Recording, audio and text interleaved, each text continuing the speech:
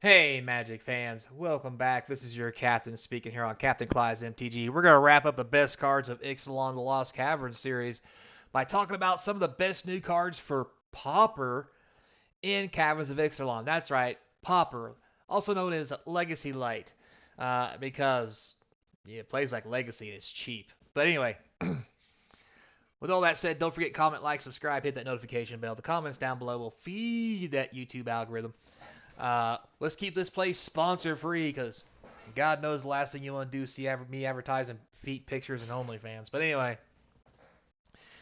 you can do that for free by subscribing here or liking us on Rumble. Also, there are links in the description to the eBay store, TCG Player. Buy some cards from the box opening series. Help a brother out.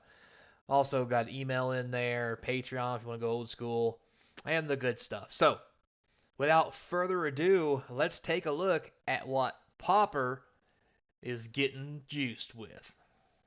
So we're going to start off with pick number 5. In my opinion, Seeker of Sunlight looks like a good Pauper card.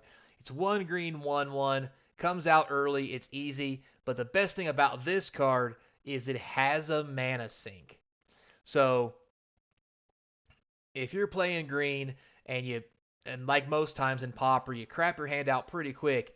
If you have 3 mana, then for 3 mana, you can make the card explore, which will either give it +1/+1 or let you draw a land off the top. Yes, it's a sorcery, and I get that, but just imagine, if you will, instead of drawing land when you know you don't need them anymore, you can rip them off the top so you draw less land and have land drops at the same time while making your creatures bigger if you don't get land. Seems good to me. How good will it be? We'll have to wait and see if there's any Pauper decks that are green that this will fit into. But I just do like the fact that this 1 mana 1/1 has a 3 mana sink that can draw you land or make the card bigger. Seems good. Moving on to number 4, we have Fanatical Offering.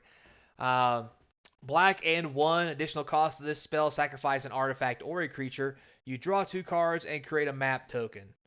So, no, this is not as good as the one that makes the treasure token, but as a lot of people like to say about this card, and I will give it to them, it is redundancy so that you have a chance of getting 4 of these for the other one. That's 8 of those spells that let you draw cards and make artifacts or treasures, which may matter in an artifact deck. So, you got frog mites and stuff jumping around.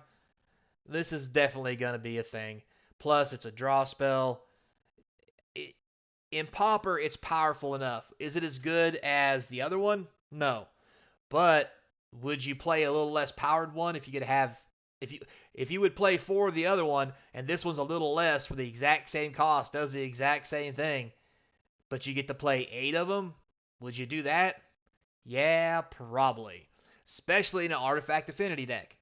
Yes, it's kind of low on the list, but that's just because maybe you don't play 8, maybe you play 2 of these, 4 of the other, so you have 6. It's hard to say, but 8's probably the right number. Who knows? But at the end of the day, they've convinced me redundancy is good, and this is good enough.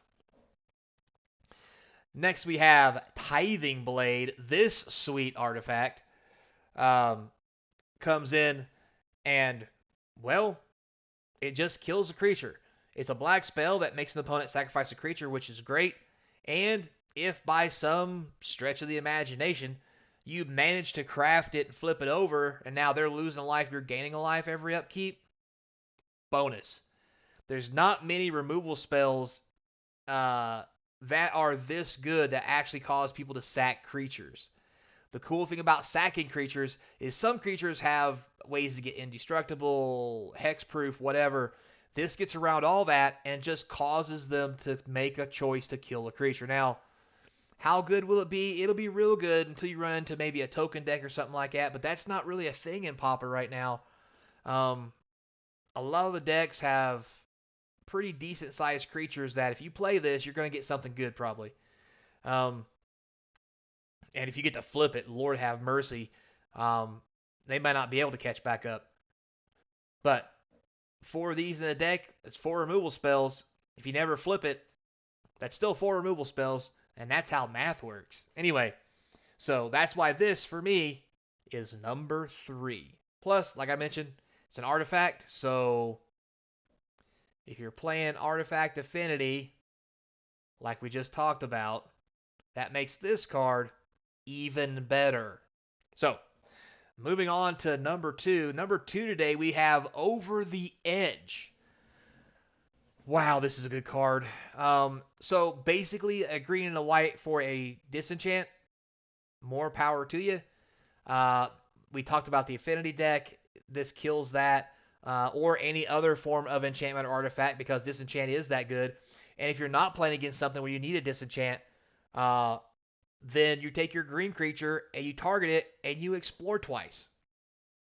Worst thing that happens, you see action on top of your deck. Your creature gets 2+1/+1 counters, and now it's a real beat stick.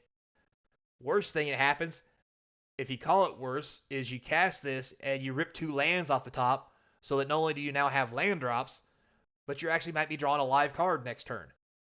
This just seems amazing no matter how you slice it. It's going to do one or the other, and not to mention, if you put this into play with the first green 1/1, the first green 1-drop that we just seen earlier at number 5, I mean, this is going to get you to 3 land. All you got to do is start with 2, that green 1-drop, and this. If you don't get to 3 land after that, well, it's just bad luck.